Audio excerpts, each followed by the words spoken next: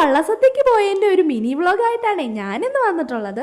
കുറെ നാളത്തെ ഒരു ആഗ്രഹമായിരുന്നു വള്ളസദ്യക്ക് പോണോന്നുള്ളത്. അതെന്തായാലും ഇന്ന് സാധിച്ചു. ഞങ്ങൾക്ക് ഇവിടുന്ന് ആറന്മുള അമ്പലത്തിലേക്ക് 1 hour ഡിസ്റ്റൻസേ ഉള്ളൂ. എങ്കിലും ഇതുവരെ ആ ഒരു വള്ളസദ്യക്ക് പങ്കെടുക്കാനായിട്ട് പറ്റിയിട്ടില്ലായിരുന്നു. അപ്പൊ നമ്മുടെ ഒരു റിലേറ്റീവ് ഇന്ന് അവിടെ സദ്യ നടത്തുന്നുണ്ടായിരുന്നു. അങ്ങനെയാണ് നമുക്ക് പോകാനായിട്ടുള്ള ഒരു അവസരം കിട്ടിയത്. അപ്പൊ ഇതാണ് വള്ളംകളിയും വള്ളസദ്യയൊക്കെ കൊണ്ട് ഫേമസ് ആയിട്ടുള്ള ആറന്മുള പാർത്ഥസാരഥി അമ്പലം. ഞങ്ങൾ അമ്പലത്തിനകത്ത് കയറി തൊഴുതിറങ്ങിയിട്ട് ബാക്കിയുള്ളവർ വരാനായിട്ട് വെയിറ്റ് ചെയ്ത് നിൽക്കുകയായിരുന്നു. ആ ടൈമിൽ കുറച്ച് ഫോട്ടോസും കാര്യങ്ങളൊക്കെ എടുത്തു. സദ്യക്ക് മുന്നോടിയായിട്ട് അമ്പലത്തിന്റെ വള്ളക്കടവിൽ ചെന്നിട്ട് വള്ളക്കാരെ സ്വീകരിച്ചുകൊണ്ട് വരണം. ആ ഒരു ചടങ്ങാണ് ഈ കാണുന്നത്. ഈ ഒരു ടൈമില് വഞ്ചിപ്പാട്ടൊക്കെ പാടിക്കൊണ്ടാട്ടോ അവര് വരുന്നത്. എന്നിട്ട് സദ്യ കഴിഞ്ഞതിന് ശേഷം ഇതേപോലെ തന്നെ അവരെ തിരിച്ച് കടവിൽ കൊണ്ടുവിടുകയും വേണം. അതാണ് ഇവിടുത്തെ ചടങ്ങ്. അമ്പലത്തിന് പുറത്തുള്ള ഒരു ഓഡിറ്റോറിയത്തിൽ വെച്ചായിരുന്നു ഞങ്ങളുടെ സദ്യ ഉണ്ടായിരുന്നത്. അവിടേക്ക് പോകുന്ന വഴിയിൽ നിറയെ ഫേമസ് ആയിട്ടുള്ള ആറന്മുള വാൽക്കണ്ണാടിയുടെ കടകളായിരുന്നു. അതിലൊരിടത്ത് കയറി റേറ്റിംഗ് കാര്യങ്ങളൊക്കെ തിരക്കിയിട്ട് നേരെ ഞങ്ങൾ ഓഡിറ്റോറിയത്തിലേക്ക് പോയി. അപ്പൊ